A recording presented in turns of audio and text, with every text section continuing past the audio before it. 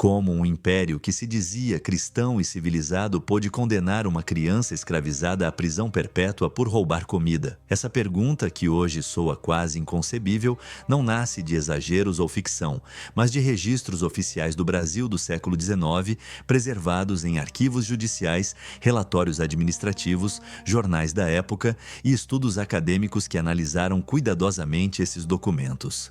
Para compreender como esse episódio foi possível, é necessário, antes de tudo, voltar ao cenário histórico da Bahia em 1854 e entender o funcionamento de um sistema que normalizava o sofrimento desde a infância. Em meados do século XIX, a Bahia era uma das principais províncias do Império do Brasil e também uma das regiões com maior concentração de população escravizada. Salvador, antiga capital colonial, ainda era um centro político, econômico e cultural relevante, marcado por profundas desigualdades sociais. Segundo registros censitários e relatórios provinciais da época, uma parcela significativa da população era composta por africanos escravizados ou seus descendentes, vivendo sob um regime que regulava todos os aspectos da vida, do nascimento à morte. O sistema escravista brasileiro, em 1854, não era apenas uma prática econômica. Era uma estrutura jurídica, social e cultural plenamente integrada ao Estado. A escravidão era legal, protegida por leis,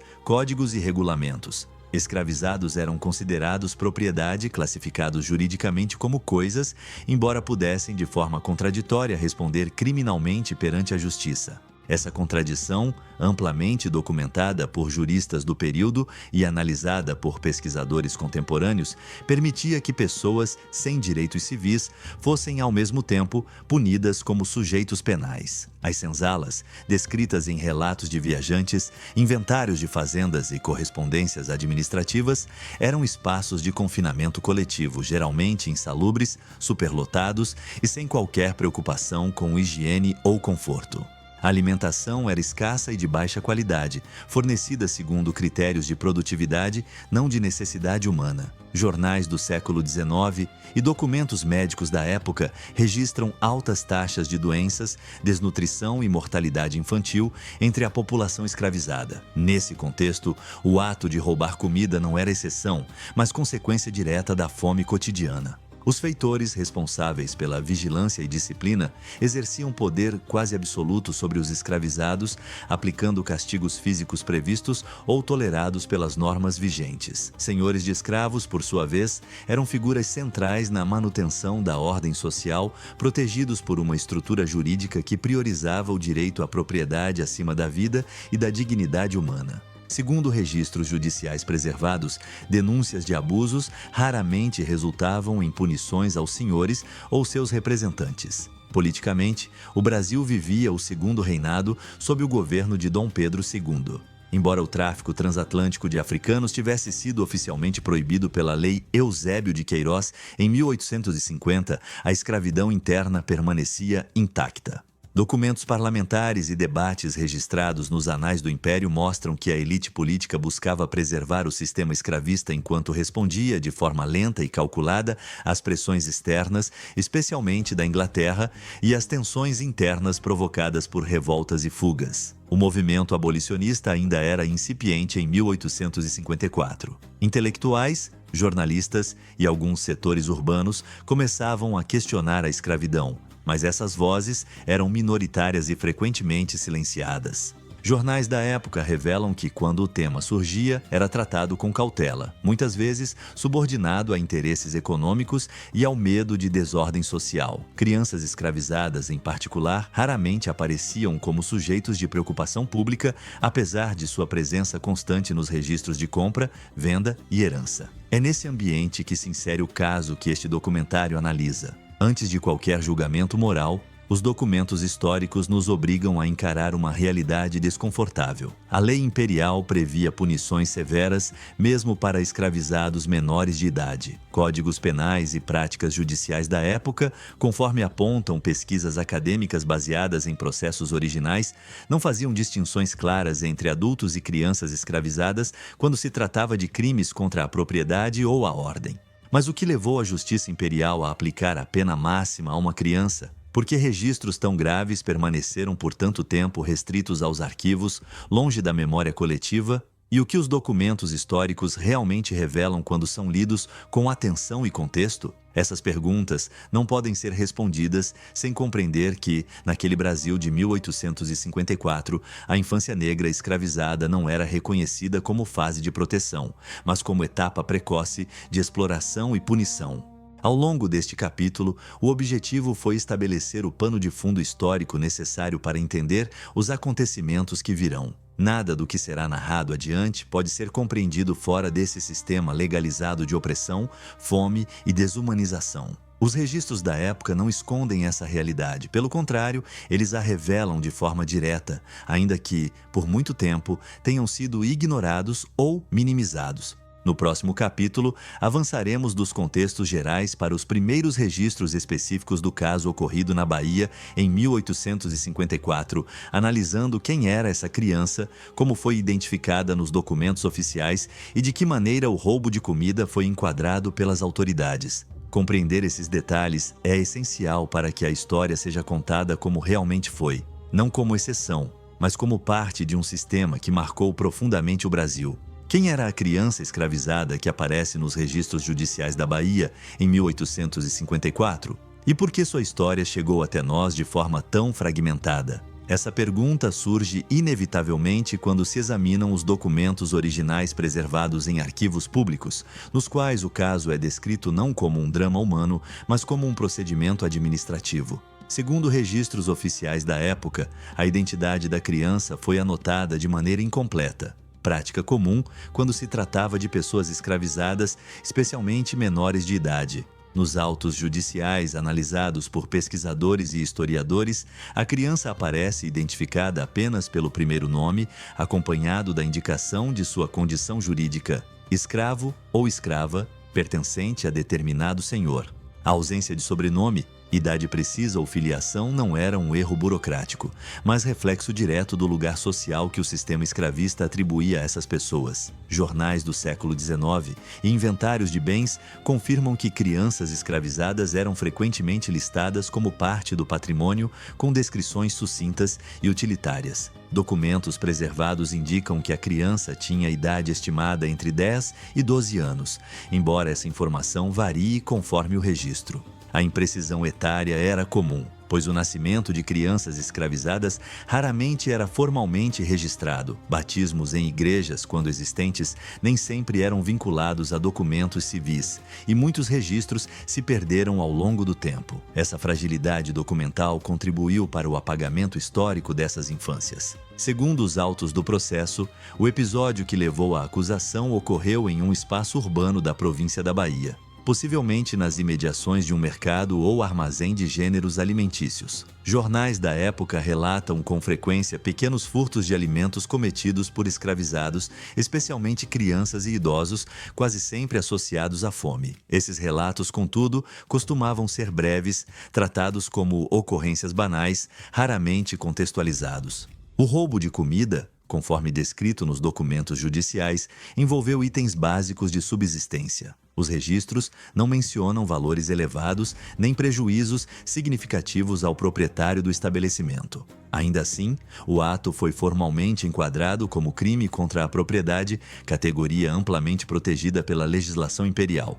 O Código Criminal do Império, em vigor desde 1830, previa punições severas para furtos, e sua aplicação não excluía pessoas escravizadas, mesmo crianças. O que os documentos históricos realmente revelam sobre esse enquadramento? Pesquisas acadêmicas baseadas na leitura crítica dos processos indicam que, embora o Código Criminal mencionasse atenuantes relacionados à idade, essas disposições raramente eram aplicadas a escravizados. A interpretação da lei ficava a cargo de juízes e promotores, quase sempre membros da elite letrada e proprietária, profundamente influenciados pela lógica da ordem escravista. Nos depoimentos anexados ao processo, quando existentes, a voz da criança não aparece de forma direta. As informações são mediadas por autoridades policiais, testemunhas e representantes legais do senhor. Essa ausência não era exceção, mas regra.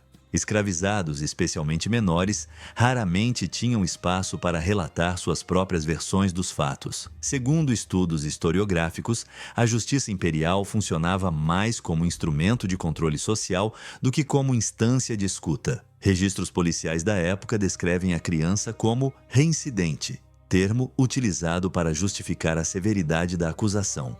No entanto, documentos complementares sugerem que essa suposta reincidência estava relacionada a pequenos furtos anteriores, igualmente motivados pela fome. Jornais do século XIX e relatórios de chefes de polícia mencionam repetidamente a dificuldade de conter esse tipo de ocorrência em áreas urbanas, onde a vigilância era intensa e a pobreza extrema.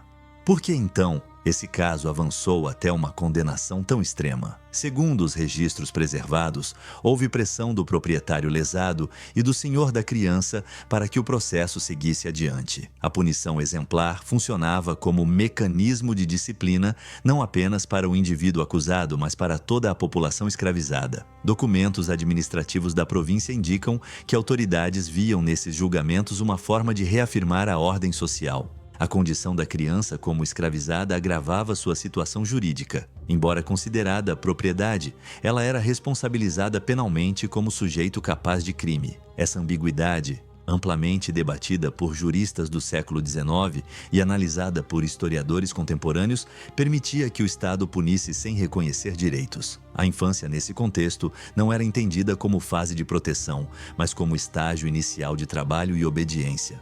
Ao examinar cuidadosamente os autos, percebe-se que não há qualquer menção a medidas alternativas, como advertência ou punição leve. A lógica aplicada foi a da repressão máxima. Segundo registros oficiais da época, a sentença foi redigida em linguagem técnica, sem referência às condições de vida da criança ou às circunstâncias que levaram ao furto. A fome, embora evidente nos relatos indiretos, não foi considerada justificativa. Esse silêncio documental é revelador.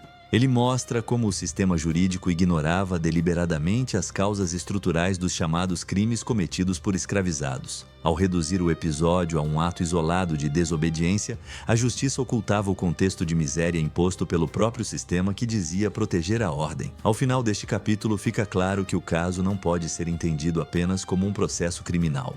Trata-se de um registro que expõe a forma como o Estado imperial enxergava crianças escravizadas, não como sujeitos em formação, mas como corpos disciplináveis, passíveis de punição exemplar. No próximo capítulo, analisaremos com mais profundidade o funcionamento do sistema judicial da Bahia em 1854 e como ele conduziu esse processo até a condenação à prisão perpétua, conforme documentado nos arquivos históricos.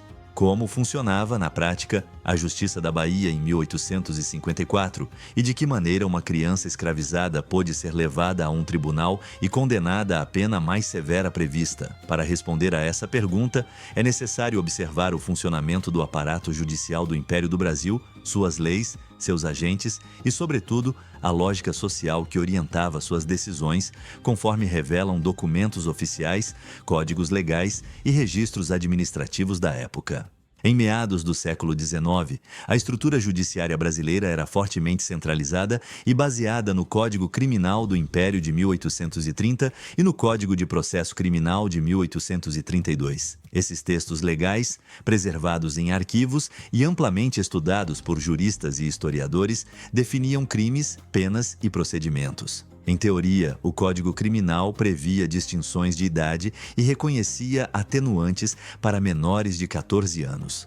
Na prática, porém, essas previsões raramente eram aplicadas a pessoas escravizadas, como demonstram pesquisas acadêmicas baseadas em processos judiciais da Bahia e de outras províncias. Os tribunais locais eram compostos por juízes de direito, promotores e jurados, quase todos oriundos das elites econômicas e intelectuais. Muitos eram proprietários de escravos ou tinham vínculos diretos com o sistema escravista. Jornais do século XIX frequentemente destacavam a importância da manutenção da ordem e da defesa da propriedade, conceitos que orientavam a atuação do judiciário. Nesse ambiente, crimes atribuídos a escravizados eram tratados não apenas como infrações individuais, mas como ameaças à estabilidade social. Segundo registros oficiais da época, o processo da criança escravizada seguiu o rito comum aos crimes de furto considerados graves. A denúncia foi formalizada pelo promotor público, com base no auto de prisão em flagrante lavrado pela polícia. O documento descreve o ato de subtração de alimentos como delituoso e reprovável, utilizando linguagem padronizada sem qualquer referência à idade ou condição de vida do acusado. A criança é mencionada sempre em terceira pessoa, sem direito à palavra direta nos autos. O que os documentos históricos realmente revelam sobre essa etapa do processo? Análises acadêmicas indicam que a ausência de defesa efetiva era comum nesses casos. Escravizados dependiam da iniciativa de seus senhores para obter representação legal, o que criava um conflito evidente de interesses. No processo em questão, segundo os autos preservados, não há registro de advogado atuando especificamente em favor da criança. A defesa, quando mencionada, limitou-se a formalidades mínimas.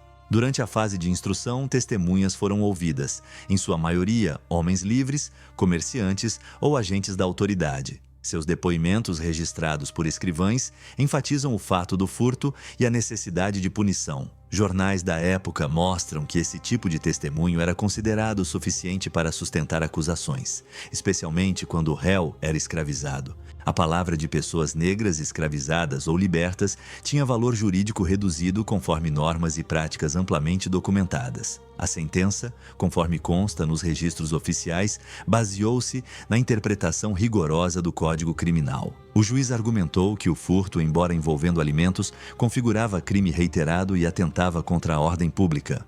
A condição de escravizado foi utilizada não como atenuante, mas como agravante, sob o argumento de que a punição exemplar serviria de advertência a outros. Essa lógica aparece de forma recorrente em decisões judiciais do período, segundo estudos historiográficos. A aplicação da pena de prisão perpétua prevista no Código Criminal para determinados crimes considerados graves revela como a lei podia ser usada de maneira extrema.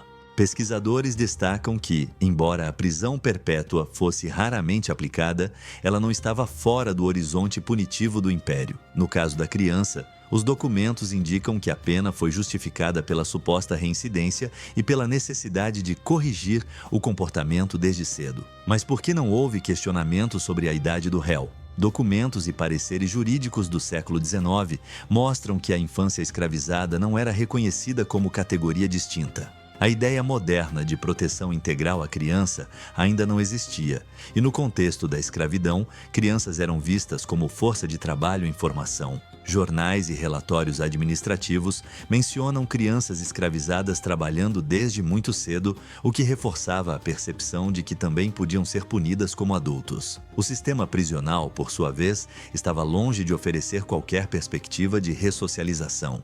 Relatórios oficiais sobre cadeias públicas na Bahia descrevem condições precárias, superlotação, doenças e violência cotidiana. A prisão perpétua, na prática, significava confinamento indefinido em um ambiente hostil, sem distinção entre adultos e menores. Ao condenar uma criança a esse destino, a Justiça Imperial reafirmava a lógica de exclusão total. Esse capítulo revela que a condenação não foi resultado de um erro isolado ou de um excesso individual, mas de um sistema jurídico que operava de forma coerente com os valores da época. A lei, os tribunais e seus agentes funcionavam como instrumentos de manutenção da ordem escravista. O caso da criança condenada por roubo de comida expõe, de maneira documental, como a Justiça Imperial legitimava punições extremas. No próximo capítulo, voltaremos nossa atenção para o sistema prisional da Bahia em 1854 e para o destino reservado a essa criança após a sentença, analisando o que os registros oficiais e relatórios administrativos revelam sobre a vida dentro das prisões do Império. O que significava, na Bahia de 1854, ser condenado à prisão perpétua, especialmente quando o condenado era uma criança escravizada? Para responder a essa pergunta, é necessário atravessar simbolicamente os muros das cadeias imperiais e observar o que relatórios oficiais, registros administrativos e jornais do século XIX revelam sobre o sistema prisional da época. Esses documentos não descrevem apenas edifícios e rotinas, mas expõem uma realidade marcada por abandono institucional e sofrimento contínuo. Na metade do século XIX, as prisões da província da Bahia eram, em sua maioria, cadeias públicas anexas a edifícios administrativos ou fortalezas adaptadas. Relatórios de presidentes de província, chefes de polícia e inspetores de prisões, preservados em arquivos, descrevem instalações precárias, com celas úmidas, pouca ventilação e ausência quase total de separação por idade, sexo ou tipo de crime. Jornais da época frequentemente denunciavam o estado lastimável dessas instituições, ainda que tais denúncias raramente resultassem em reformas efetivas. Segundo registros oficiais, a cadeia da Relação da Bahia era uma das principais unidades de detenção da capital. Documentos administrativos indicam que ela abrigava presos provisórios, condenados e pessoas escravizadas detidas por ordem de seus senhores. Crianças não eram exceção. A ausência de qualquer legislação específica sobre menores encarcerados permitia que crianças fossem mantidas nas mesmas condições que adultos, algo amplamente criticado apenas décadas mais tarde. Ao ser encaminhada para cumprir a pena, a criança condenada teve seu nome inscrito nos livros de entrada da prisão, conforme prática burocrática da época. Esses livros, analisados por pesquisadores, registram informações mínimas: nome, condição jurídica, crime e pena. Não há menção à idade ou a qualquer medida diferenciada. Esse silêncio documental reforça a ideia de que a infância escravizada não era reconhecida como categoria que exigisse tratamento especial. A rotina dentro da prisão, conforme descrita em relatórios oficiais e memórias de funcionários, era marcada por ociosidade forçada, trabalhos pesados e disciplina rígida. Presos eram frequentemente obrigados a realizar serviços de limpeza, manutenção ou obras públicas. Para escravizados, essa lógica se confundia com o trabalho compulsório já imposto fora dos muros. A prisão, nesse sentido, não representava a ruptura, mas continuidade de um regime de exploração.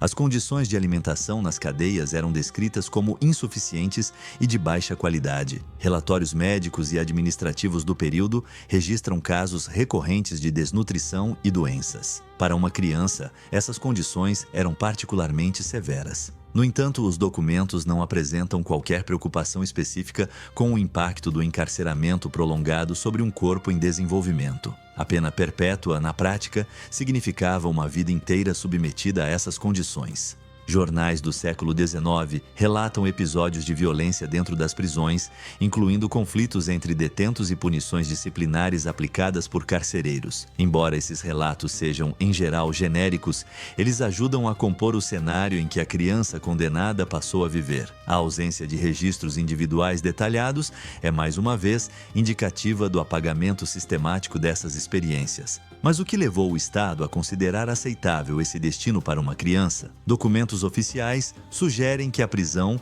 era vista menos como espaço de correção moral e mais como instrumento de contenção social. No caso de pessoas escravizadas, a lógica era dupla: punir o indivíduo e enviar uma mensagem de controle à coletividade. A criança, nesse contexto, tornava-se símbolo de disciplina exemplar, ainda que à custa de sua própria vida. Pesquisas acadêmicas sobre o sistema penal imperial destacam que a prisão perpétua não significava necessariamente encarceramento ininterrupto até a morte, mas sim ausência de prazo definido para a libertação. Contudo, para escravizados, a possibilidade de revisão da pena era extremamente limitada. A dependência de decisões administrativas ou de intervenções do senhor tornava a liberdade um evento improvável. No caso analisado, não há registros de pedidos de revisão ou indulto.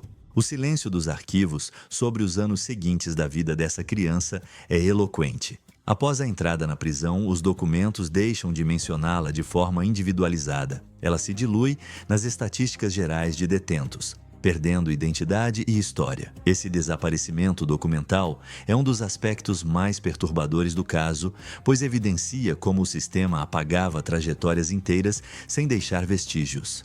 Ao examinar os relatórios de inspeção prisional da década de 1850, percebe-se que a preocupação central das autoridades era a manutenção da ordem e a redução de custos. Crianças, escravizadas ou não, não eram prioridade. A ideia de direitos humanos, tal como compreendida hoje, estava ausente desse debate. A prisão perpétua aplicada a uma criança não era vista como aberração, mas como extensão lógica de um sistema punitivo excludente. Este capítulo demonstra que a sentença não se encerrava no tribunal. Ela se materializava diariamente dentro das prisões imperiais em condições que agravavam ainda mais a violência estrutural do sistema escravista. No próximo capítulo, ampliaremos o olhar para além desse caso específico, analisando como episódios semelhantes foram registrados ou silenciados na Bahia e em outras províncias. E por que essas histórias permaneceram à margem da memória histórica por tanto tempo? Quantas outras crianças escravizadas passaram por experiências semelhantes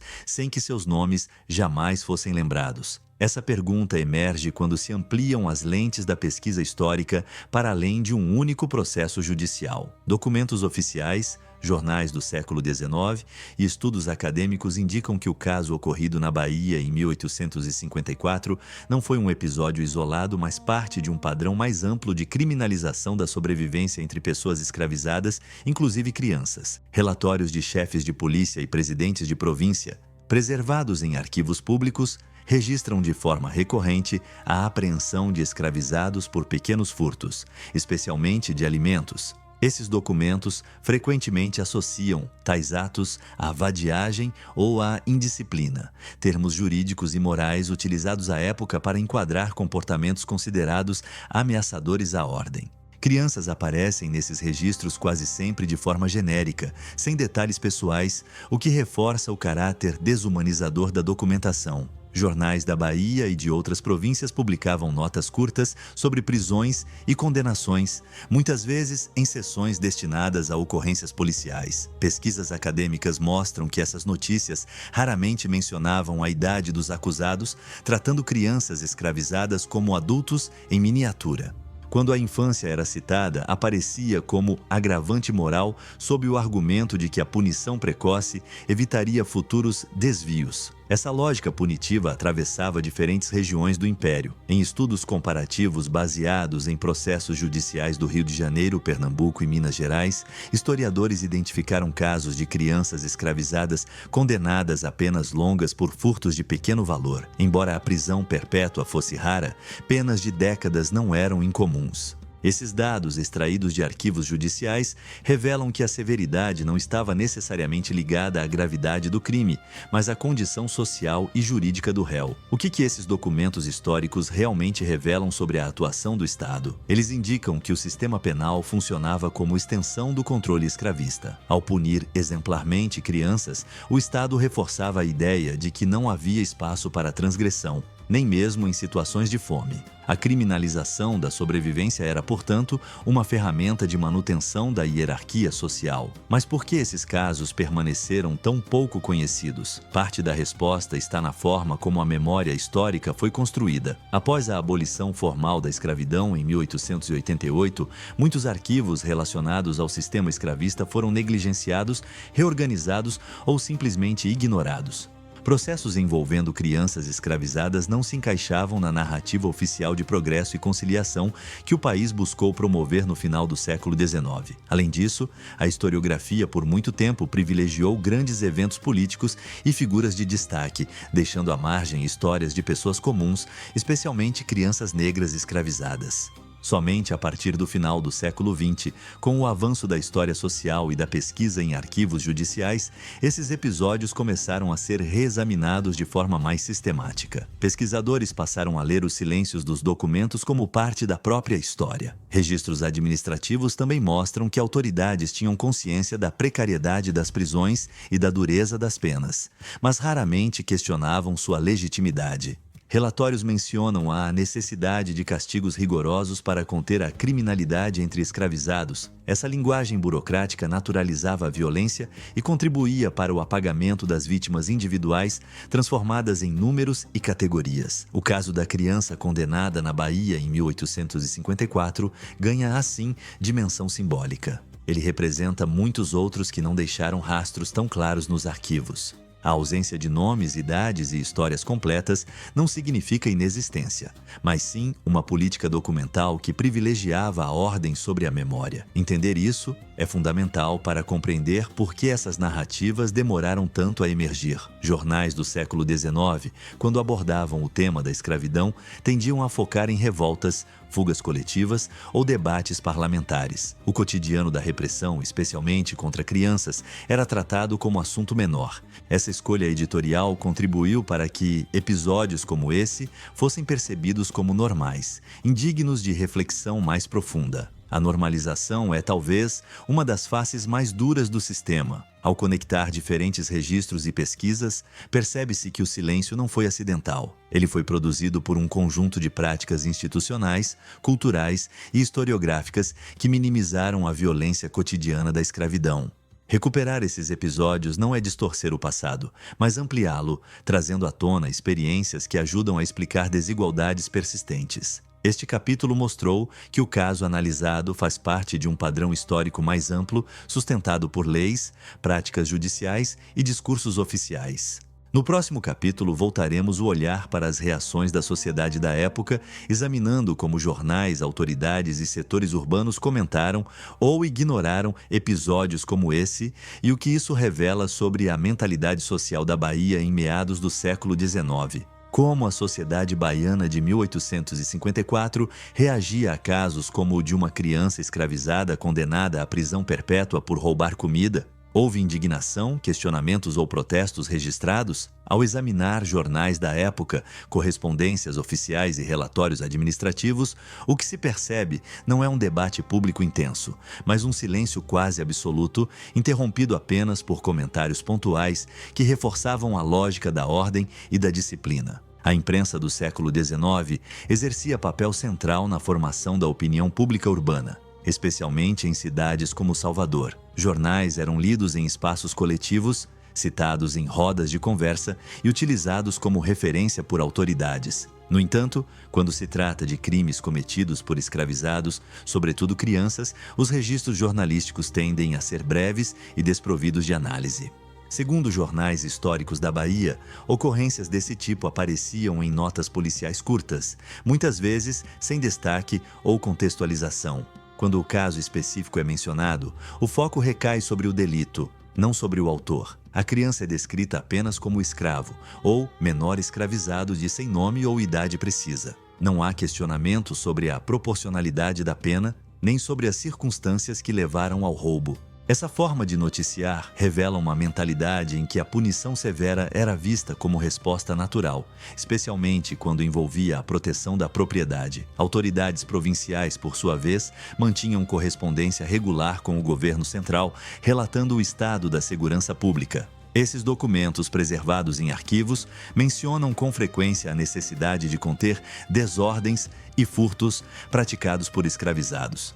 Crianças aparecem nesses relatórios como parte de um problema coletivo, nunca como indivíduos em situação de vulnerabilidade. A linguagem utilizada reforça a ideia de que a repressão era instrumento legítimo de governabilidade. Mas por que não houve reação mais ampla? Parte da resposta está na naturalização da escravidão como fundamento da sociedade. Em 1854, a maioria da população livre aceitava o sistema como dado da realidade, ainda que reconhecesse seus excessos. A punição de escravizados, mesmo quando extrema, era vista como assunto privado ou administrativo, não como questão moral pública. Jornais que ousavam criticar o sistema o faziam de maneira cautelosa, temendo censura ou retaliações. O movimento abolicionista, ainda incipiente, começava a se articular em círculos intelectuais e literários, mas suas preocupações iniciais estavam mais voltadas ao tráfico ilegal e à gradual emancipação do que às condições imediatas de vida dos escravizados. Crianças raramente eram mencionadas nesses debates. Documentos e discursos da época mostram que a infância negra escravizada permanecia praticamente invisível no campo das preocupações sociais. Registros de associações religiosas e instituições de caridade também revelam limites claros. Embora algumas iniciativas de assistência existissem, elas eram voltadas, sobretudo, a órfãos livres ou crianças pobres brancas. Escravizados eram considerados responsabilidade exclusiva de seus senhores. Essa separação reforçava a indiferença social diante do destino de crianças, como a que foi condenada em 1854. A ausência de protestos ou debates registrados não significa que não houvesse desconforto individual. Cartas privadas, memórias e relatos posteriores sugerem que alguns membros da sociedade urbana viam com inquietação a dureza das punições. No entanto, essas percepções raramente se transformavam em ação coletiva ou questionamento público.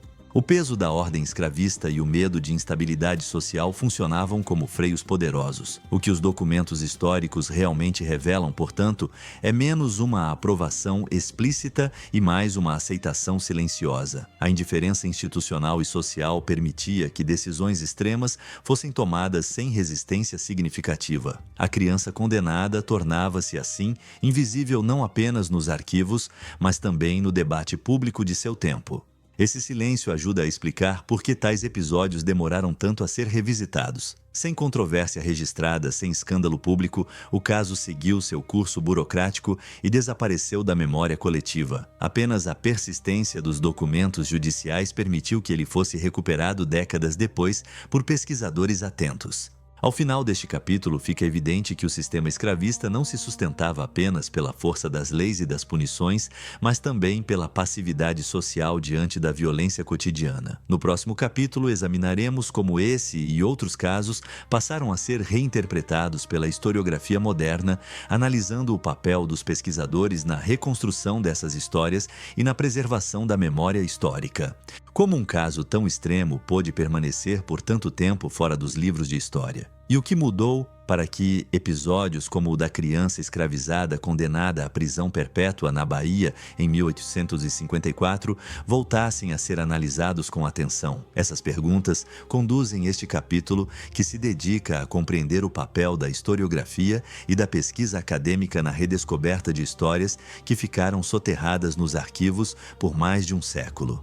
Durante grande parte do final do século XIX e do início do século XX, a produção histórica brasileira concentrou-se em narrativas políticas, militares e institucionais. A escravidão era frequentemente abordada de forma geral como um sistema econômico já superado, e não como um conjunto de experiências humanas concretas. Crianças escravizadas, em especial, quase não apareciam como sujeitos históricos.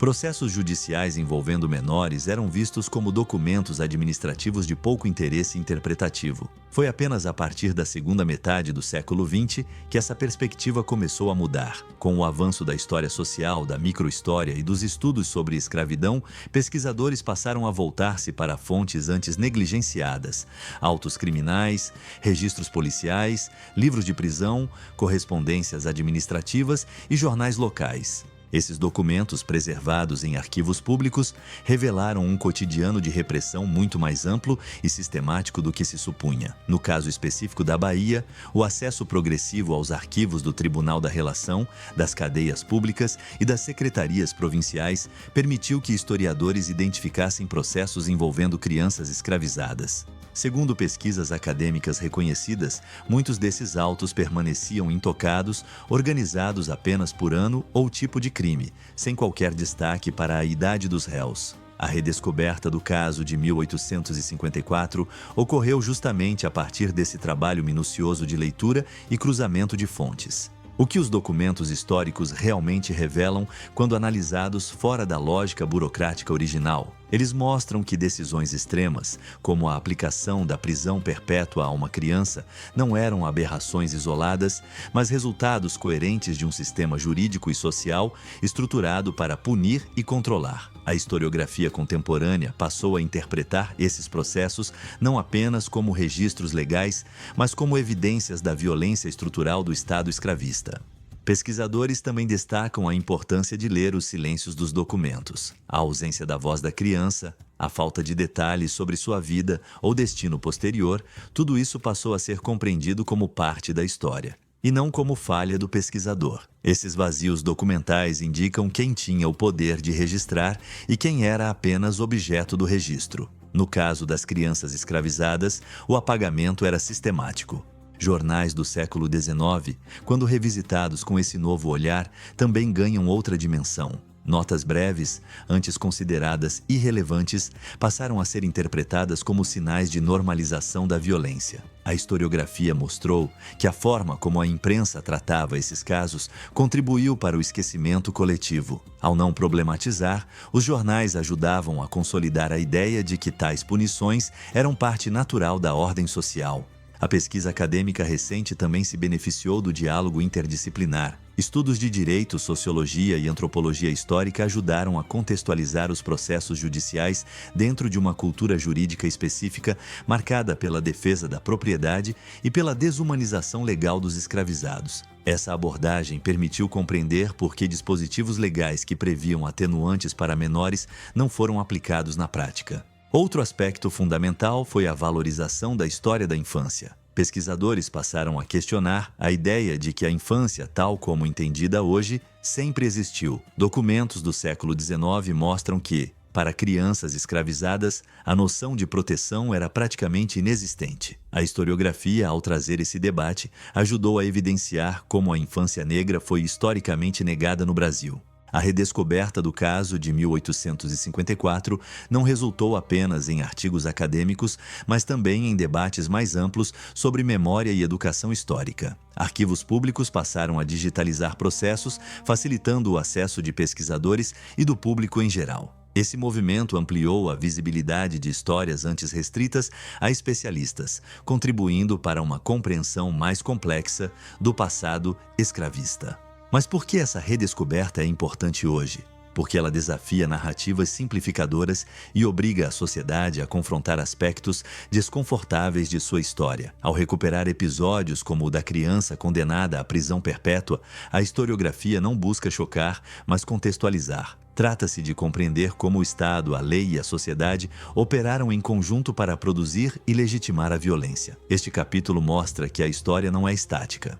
Ela se transforma à medida que novas perguntas são feitas aos documentos antigos. O caso da Bahia, em 1854, só ganhou visibilidade porque pesquisadores decidiram olhar para além dos grandes eventos e escutar, mesmo que indiretamente, as vozes silenciadas nos arquivos. No próximo capítulo, conectaremos essa redescoberta histórica às consequências de longo prazo do sistema escravista, analisando como decisões como essa ajudaram a moldar desigualdades sociais e raciais que ainda marcam o Brasil contemporâneo.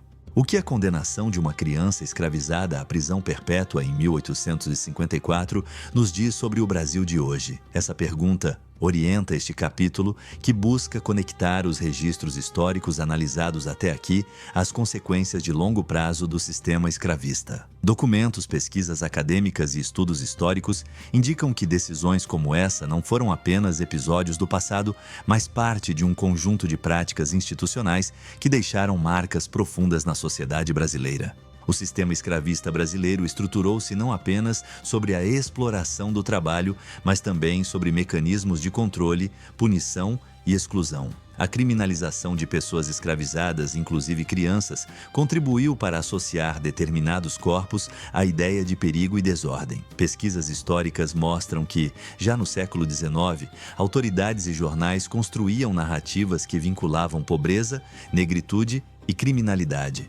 Essas associações não desapareceram com o fim legal da escravidão. Após a abolição, em 1888, o Estado brasileiro não implementou políticas amplas de integração social para a população liberta. Estudos acadêmicos demonstram que muitos dos mecanismos de controle antes aplicados a escravizados foram adaptados para atingir a população negra livre e pobre. Leis contra a vadiagem, práticas policiais seletivas e um sistema penal desigual têm raízes documentadas nesse período de transição.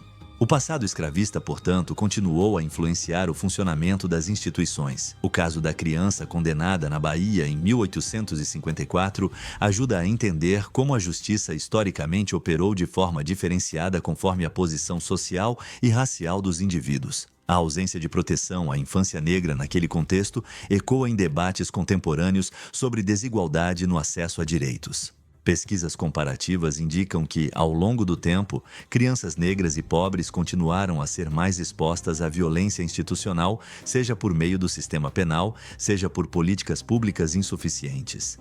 Mas por que é importante estabelecer essas conexões?